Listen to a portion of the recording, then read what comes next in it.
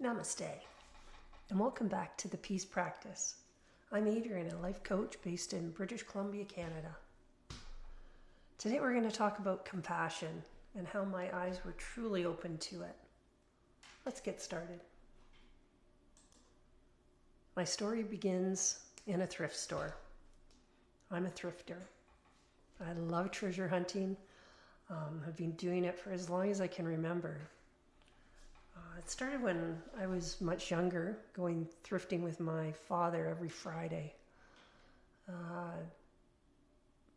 I love supporting local charities, finding books, clothes, and little treasures along the way. Doing it with my dad was just an added bonus. My dad was quite a character. He had a bottle of Glenfiddich, a malted scotch, tucked away under his bed. Yes, tucked away under his bed. So after our thrift store Fridays, we'd go back to his place, and upstairs he'd go to fetch his scotch and share a glass or two with me. Oh, those moments. I just cherish the memories. I've lost my dad now. He lived till 100, but such special moments. And I was also very lucky to have a husband who understood how meaningful that time was for us. No questions, no pressure. He'd always come and pick me up. Looking back, that kindness and understanding was compassion too, long before I actually had a language for it. Over 12 years ago, during one of those thrift store visits, I came across a book called The Lost Art of Compassion by Lorne Ladner.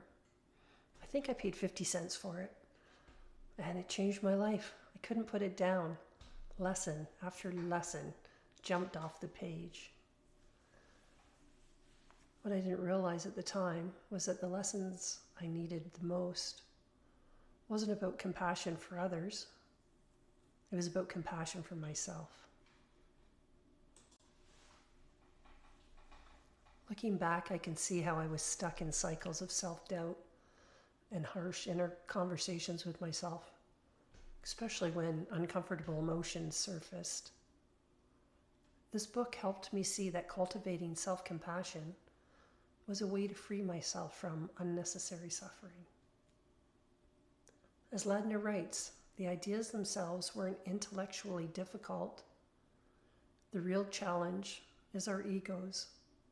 Our egos are deep, with unconscious resistance to facing the causes of our suffering. To avoid uncomfortable truths, we quietly make compromises, often without realizing it. And it's those compromises that weaken our peace practice. Carl Jung said it best. People will do anything, no matter how absurd, in order to avoid facing their own souls. Facing my own thoughts and inner voices hasn't been easy, but it became essential, and it's something I continue to practice. With self-compassion as a tool, I no longer need to punish myself for past mistakes, question my worth, or allow other people or circumstances to erode my peace.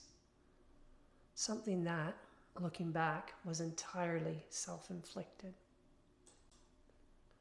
Eleanor Roosevelt once said that no one can make us feel inferior without our consent.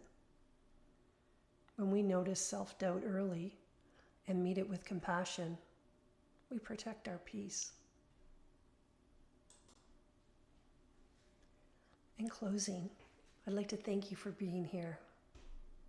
I truly don't believe I would experience the level of peace I feel today without compassion for myself.